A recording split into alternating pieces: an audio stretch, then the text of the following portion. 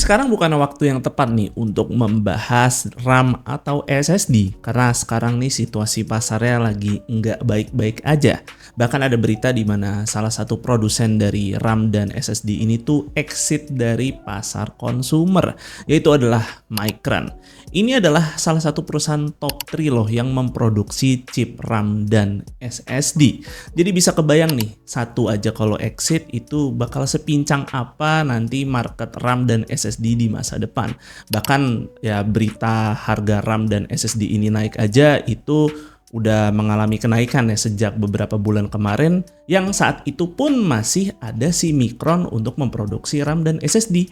Dan kalau dia exit di tahun depan, udah nggak kebayang lagi deh harga RAM dan SSD itu nanti bakal seperti apa. Jadi kayaknya nih memang perusahaan-perusahaan tech di luar sana nih lagi mesra-mesranya sama demand AI karena ya memang menghasilkan cuan yang sangat tinggi untuk mereka. Walaupun begitu, di video ini gue ingin membahas sesuatu yang sebelumnya ini belum sempat gue bahas nih, yaitu adalah soal compatibility dari SSD NVMe. Apakah jika kalian memiliki SSD seperti NVMe Gen 5 atau NVMe Gen 4 itu taruh di slot NVMe Gen 3 bakal tetap bisa support? Karena tentu jawaban ini tuh banyak banget ya ditanyain setiap kali gue bahas SSD, dan emang gue sih belum sempat untuk ngebahas nih dalam satu video terpisah. Dan ya jawaban singkatnya langsung gue jawab aja, yaitu adalah tentu saja bisa. Slot SSD NVMe ini tuh punya kemampuan backward compatibility. Jadi mau itu kalian pakai SSD NVMe Gen 5, Gen 4 itu taruh di slot yang nggak sesuai kayak slot Gen 3, itu tetap akan jalan. Hanya saja memang nanti speednya akan terlimitasi sesuai kemampuan dari slot tersebut. Paling sih yang perlu diperhatikan ini supaya si SSD itu bisa cocok dengan slot NVMe-nya atau tidak, itu kita harus memperhatikan fisiknya, yaitu adalah apakah dia merupakan SSD dengan M key atau merupakan SSD yang menggunakan B plus M key. Yang mana ini B plus M key itu masih digunakan ya pada beberapa SSD NVMe model lama, atau kalian kayak suka nemu nih di marketplace itu bekas-bekas NVMe keluaran jadul gitu. Nah itu masih menggunakan B plus M key. Tapi nggak cuman NVMe aja, di sini juga SSD SATA menggunakan slot serupa nih. Jadi itu perlu diperhatikan nih antara M key atau B plus M key, karena beberapa model motherboard itu ada yang nggak support nih dengan SSD tersebut, pun juga begitu dengan beberapa model laptop nih. Itu kalian kayaknya harus double check beberapa kali apakah motherboard kalian support atau laptop kalian itu support dengan SSD tersebut atau tidak. Tapi sih mostly kalau kalian membeli SSD NVMe keluaran terbaru, entah itu Gen 3, Gen 4, atau bahkan Gen 5, itu semua sudah menggunakan slot M key, yang mana ini slotnya tuh cuman kepotong satu bagian aja. Dan itu tentu semua device yang dikeluarkan di tahun-tahun yang sama juga udah support semua SSD jenis tersebut. Jadi nggak ada masalah lagi itu bisa nyolok atau enggak. Dan pasti paling cuman yang tadi aja gue bahas, dimana kecepatannya akan ditentukan oleh kemampuan slot yang dicolok. Misalkan kalian colok Gen 5 ya, kalau colok di Gen 3 nanti speednya akan menyesuaikan ke slot Gen 3 tersebut. Tapi tentu jawaban ini tuh masih kurang memuaskan ya, karena apa benefitnya kita mencolok SSD NVMe Gen 5 di slot Gen 3 atau mungkin nyolok NVMe Gen 4 di slot Gen 3 gitu. Apa sih benefitnya jika memang slotnya ini tidak sesuai dengan kemampuan SSD tersebut? Kedua SSD ini jadi tidak berjalan dengan sesuai speed maksimalnya, jadi kayak mubazir gitu. Apa yang udah kita beli tapi speknya tidak berjalan maksimal. Jujur sih gue di sini penasaran untuk melakukan pengujian tersebut, karena pastinya jawabannya tidak akan sesimpel itu ya, dimana udah pasti mubazir nih kalau dicolok NVMe-nya pada slot yang tidak sesuai. Karena di sini kita bisa melihat banyak sekali device yang hanya menyediakan, ya biasanya kita suka lihat di motherboard tuh slot NVMe-nya banyak tapi cuma satu slot aja yang ngasih speed paling kenceng, sisanya itu paling cuma mentok di Gen 3 aja. Jadi gimana kalau kita kayak investasi beli SSD yang speednya kenceng-kenceng tapi ternyata motherboardnya itu melimitasi? Apakah nanti jadi mubazir gitu ketika kita beli SSD yang harganya udah cukup tinggi tapi ya terlimitasi sama device yang kita pakai? Gue yakin sih nanti ini ada pelajaran yang bisa kita ambil ya dari eksperimen ini. Untuk itu nanti beberapa SSD ini akan gue coba nih untuk gue colok ke slot yang tidak sesuai speed dari SSD ini, dan nanti kita akan lihat hasil hasilnya seperti apa. Tapi pertama-tama gue pengen kalian nih kenalan dulu sama SSD yang bakal gue pakai untuk pengujian di video ini. Ini adalah seri SSD terbaru mereka bernama Kio Militant yang terbagi menjadi M1 untuk varian NVMe Gen 4-nya dan M2 untuk varian NVMe Gen 5-nya. Sebenarnya Kio menargetkan seri ini untuk lebih ke sisi price to performance dibandingkan pendahulunya nih yang mereka juga sempat kasih duo SSD NVMe Gen 4 dan Gen 5. Tapi ya kalau ngomongin harga SSD sekarang itu lagi agak sensitif sih karena memang situasinya lagi nggak baik-baik aja. Dan itu dialamin semua kok, nggak cuman sama SSD Kio aja tapi sama semua brand SSD itu ikut terdampak. But anyway, as a product si Kio M1 dan M2 ini terasa cukup premium. Dari segi packaging aja dia nih udah proper banget. Kita di sini tuh dapetin obeng, baut, terus juga beserta heatsink graphennya yang super tipis seperti ini. Dengan begitu secara dimensi termasuk heatsink, si SSD ini tuh cukup slim yang tentunya akan lebih bisa berkompromi ke berbagai platform yang space-nya terbatas nih seperti laptop misalnya. Untuk yang Kio M2 ini sudah sempat gue bahas sih di video sebelumnya di mana dia menggunakan controller SSD Gen 5 dari Silicon Motion SM2508 yang mana controller ini sudah berbasis 6 nanometer dan di sini cukup terkenal power efisiensinya. Yang controller ini sendiri pun juga digunakan kok pada berbagai SSD brand internasional seperti ada Tamars, kemudian ada juga nih Kingston Renegade G5. Nah, controller ini tuh bawa support DRAM cache yang di SSD Kio ini tuh tertanam chip DRAM sebesar 1 GB. Karena yang gue pakai di sini tuh adalah varian 1 TB-nya yang mana NAND flash-nya sendiri juga sudah 3D TLC. Nah, kemudian buat yang seri Kio Militant M1. Nah, ini merupakan SSD NVMe Gen 4 yang dengan begitu dia di sini menggunakan controller dari Innogrid IG5236 yang mana juga bawa support DRAM cache yang di sini tuh tertanam chip DRAM sebesar 2 GB untuk varian kapasitas 2 TB yang lagi gua pakai di sini. Dan tentunya chip NAND flash yang digunakan juga sudah 3D TLC. Nah, masing-masing SSD ini tuh tersedia dalam berbagai macam kapasitas. Untuk yang Kio M2 ini tuh ada varian 1-4 TB dan yang Kio M1 ini tuh ada varian 500 GB sampai 4 TB. Dan secara garansi juga kedua SSD ini sudah di cover selama 5 tahun dan Kio Indonesia juga menjamin SSD ini tuh pakai NAND TLC. Jadi kalau ada perbedaan spek dari apa yang mereka klaim, kalian bisa nih garansi 100% uang kembali. Oke, jadi hasilnya gimana nih ketika kedua SSD ini dicolok pada slot yang tidak sesuai seperti slot Gen 3? Apakah jadi mubazir? Bagaimana jika dibandingkan dengan SSD NVMe Gen 3 itu sendiri yang tentu akan jauh lebih hemat budget? Apakah ada faedahnya nih mencolok SSD pada slot yang tidak sesuai dengan speednya? Kita mulai lihat dulu nih dari hasil Crystal Disk Mark-nya. Nah, pada saat SSD berjalan sesuai speednya, maka sesuai teknologi NVMe yang paling tinggi, tentu dia yang paling kenceng nih speednya. Nah, ketika kita mulai lihat si NVMe Gen 5 ini tuh ditaruh di slot Gen 4, maka ya dia hanya akan bisa menyesuaikan speednya sesuai speed maksimum dari SSD Gen 4 aja. Tapi kalau kita perhatikan speed baca random 4K-nya ini tuh dia bisa tetap lebih kencang dibandingkan SSD NVMe Gen 4 itu sendiri. Lalu gue coba di sini NVMe Gen 5 dan Gen 4 ini untuk jalan di slot Gen 3. Dan hasilnya kedua SSD hanya berjalan ya sesuai speed maksimum dari slot Gen 3 itu sendiri. Dan SSD NVMe Gen 3 yang gue pakai ini tuh memang merupakan SSD NVMe terjangkau sih. Jadi speednya memang nggak mentok si slot Gen 3 tersebut. Walaupun begitu, kemampuan random 4K di tiap-tiap SSD ini tuh mirip-mirip. Tapi di sini sekali lagi SSD NVMe Gen 5 tetap bisa kasih speed baca yang lebih tinggi ketimbang SSD lainnya.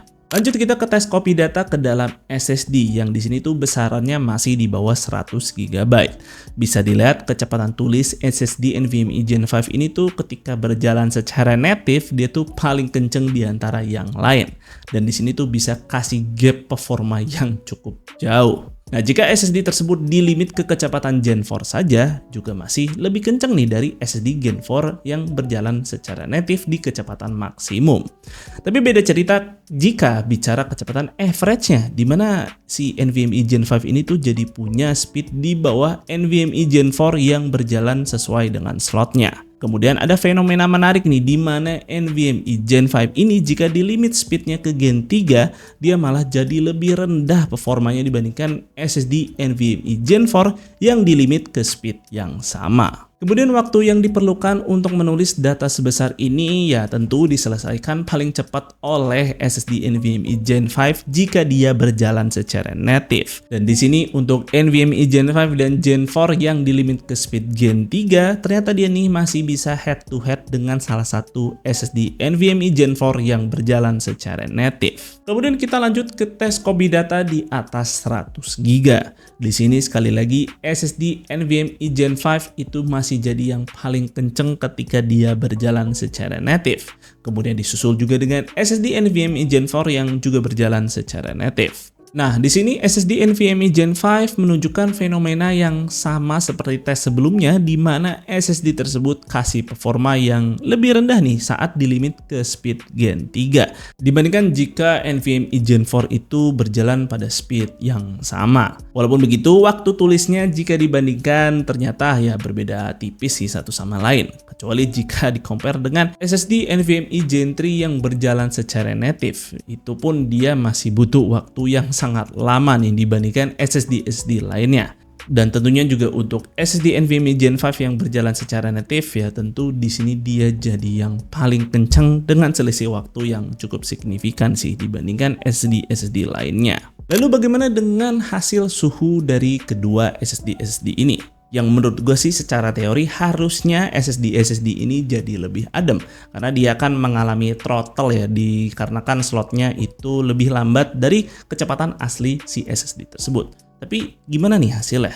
Dan berikut seperti ini. Well, jika kita melimit SSD NVMe Gen 5 tersebut ke speed Gen 4, sayangnya dia nggak kasih perbedaan yang signifikan, bahkan di sini tuh masih sama aja ketika dia nih berjalan secara native suhunya. Namun berbeda nih jika NVMe Gen 5 dan Gen 4 ini dilimit ke speed Gen 3, suhunya itu langsung turun sangat drastis untuk kedua SSD tersebut. Bahkan mereka berdua nih bisa lebih adem ketimbang SSD NVMe Gen 3 itu sendiri. Dengan catatan tambahan di mana SSD NVMe Gen 3 terjangkau itu merupakan SSD NVMe DRAM-less yang mana seharusnya punya power consumption atau bahkan suhu yang jauh lebih adem ketimbang NVMe Gen 3 yang masih mengandalkan DRAM cache. Jadi ya bisa kebayang si NVMe Gen 5 dan Gen 4 ini lebih adem dibandingkan NVMe Gen 3 yang seharusnya punya suhu paling adem di NVMe Gen 3 itu sendiri. Tapi pengujiannya nggak cuma sampai situ aja, dimana di sini gue coba untuk kedua SSD ini tuh ditaruh ke dalam enclosure USB 3.2 Gen 2 yang mana punya bandwidth di 10 gigabit per second. Nah, di sini saat gua tes copy data di bawah 100 GB, memang secara kecepatan tulis maksimumnya mereka berdua nih masih kalah jauh dibandingkan sebuah SSD NVMe Gen 3 yang berjalan secara native. Tapi secara kecepatan average kedua SSD ini tuh ternyata kasih speed yang mirip nih seperti kecepatan maksimumnya. Sehingga ya kedua SSD ini tuh stabil banget speednya. Sehingga dengan begitu penggunaan SSD ini tuh pada sebuah enclosure akan membuatnya tetap jauh lebih kencang nih ketimbang SSD NVMe Gen 3 yang berjalan secara native sekalipun. Dan hasilnya juga masih sama nih jika kita mencoba untuk mengcopy data di atas 100 GB. So kesimpulannya SSD NVMe ternyata tidak sesimpel itu. Ya sih, memang kita di sini tuh dikasih backward compatibility yang fleksibel di mana kita tuh bisa mix and match si SSD NVMe ini di mana ya kalau kalian pakai NVMe Gen 5 itu bisa dicolok ke slot Gen 4, begitupun juga dengan NVMe Gen 4 itu bisa dicolok ke slot Gen 3. Hanya saja apa yang terjadi ketika si SSD NVMe ini dicolok pada slot yang tidak sesuai itu ternyata punya hasil yang cukup menarik. Untuk SSD NVMe Gen 5 ini dia nih memiliki hasil random 4K yang bahkan jauh lebih kencang dibandingkan NVMe Gen 4 dan Gen 3 itu sendiri ketika dia dicolok ke slot Gen 4 dan Gen 3. Sehingga pada situasi yang sangat spesifik, SSD NVMe Gen 5 ini tetap akan jauh lebih superior sekalipun dia terlimitasi oleh slot yang kecepatannya itu lebih rendah. Hanya saja di sini untuk penggunaan sehari-hari gue rasa NVMe Gen 4 akan jauh lebih versatile. Karena ketika si NVMe Gen 4 ini terlimitasi oleh slot Gen 3 sekalipun, itu ketika kita mengcopy file ke dalam SSD ini, dia masih bisa sama kencangnya dengan kondisi saat dia nih berjalan secara native. Bahkan pada situasi ketika kita menggunakannya untuk sebuah enclosure dengan bandwidth 10 GB per second, dia pun masih jauh lebih kencang dari SSD NVMe Gen 3 itu sendiri. Yang bisa kita bilang enclosure 10 GB per second kan itu speednya terlimitasi di sekitar 1 GB bahkan sampai 900 MB per second. Tapi si NVMe Gen 4 itu ternyata masih bisa kasih speed yang lebih kenceng. Dan belum lagi kita bicara di sini suhu-suhu yang dihasilkan oleh si NVMe Gen 5 dan Gen 4 ketika dia terlimitasi sampai ke slot Gen 3, itu ternyata bisa membuat SSD tersebut jadi lebih adem. Yang mungkin sih ini akan lebih membantu pada situasi dimana ketika kalian itu mencolokkan SSD ini pada device-device yang punya ya bisa dikatakan airflow yang kurang oke gitu. Misalnya kalian pakai casing yang polos gitu atau mini ITX yang rapat-rapat banget, tentu kan bikin cepet panas ya SSD-nya. Gua rasa sih di limit ke Gen 3 itu akan jauh lebih bisa bikin awet si SSD ini. Atau mungkin kalian juga taruh di laptop gitu, laptop super tipis kan udah pasti coolingnya hampir nggak ada tuh buat si SSD-nya. Dan gak ada salahnya sih untuk di limit ke Gen 3 karena ya gue rasa itu speed yang masih cukup bisa membantu usage keseharian kita ya. Kecuali kalau kalian memang spesifik butuh SSD yang super kenceng gitu kan. Tapi kalau untuk kebutuhan sehari-hari kayaknya sih NVMe Gen 4 dan mungkin bahkan Gen 5 di slot Gen 3 sekalipun itu masih super kenceng. Tapi sih gue rasa dibandingkan NVMe Gen 5, NVMe Gen 4 ini adalah storage yang paling rekomen ya untuk digunakan sehari-hari karena dia versatile banget nih. Kalau kalian memang support slotnya di Gen 4, dia bisa kasih speed yang super kencang di 7000 MB per second. Tapi kalau sekalipun dia ke limit di Gen 3, itu ternyata juga masih kasih speed yang lumayan kencang dan bahkan jauh lebih oke dibandingkan NVMe Gen 3 itu sendiri. Dan kalau kita lihat si NVMe Gen 5 ketika dia terlimitasi di Gen 3, itu sayangnya nggak jauh lebih baik sih dibandingkan si NVMe Gen 4 ini. Dan ya harganya bisa kita bilang NVMe Gen 5 kan itu mahal banget. Jadi untuk merasakan benefit dari si Gen 5 ini ya ada baiknya memang memasukkan si NVMe Gen 5 ini ke slot Gen 5 itu sendiri. Dan ya kalau memang device kalian itu support. Tapi ya gue rasa sih NVMe Gen 4 ini akan bekerja sangat baik di segala situasi sih. So ini dia video gue kali ini. Gue nggak tahu sih video ini bakal bermanfaat buat kalian atau tidak. Karena dorongan gue untuk membuat video ini tuh ya karena kalian banyak yang nanyain tuh soal compatibility dari slot NVMe tersebut setiap kali gue ngebahas SSD. Jadi ya gue bikin aja video ini. Mungkin ya bisa aja sih berguna buat kalian. Misalkan kalian di sini masih pakai kayak soket AM4 tuh yang dimana slot mostly motherboard base seriesnya kan cuman support NVMe Gen 4 di slot 1, tapi slot 2-nya itu ke limit di Gen 3. Ya mungkin aja kalian udah punya si NVMe Gen 4-nya dan merasa kayak mubazir nggak ya kalau gue colok di slot Gen 3-nya. Dan ya video ini mungkin semoga sih bisa menjawab pertanyaan kalian tersebut. Dan mungkin segitu aja. Jangan lupa kalian like and share video ini jika kalian suka dan subscribe channel Suka IT jika kalian nggak mau ketinggalan kontennya. Dan jangan lupa juga follow Suka IT di Instagram dengan nama @suka_it. Gue Fadil dari Suka IT pamit undur diri. See you on the next video.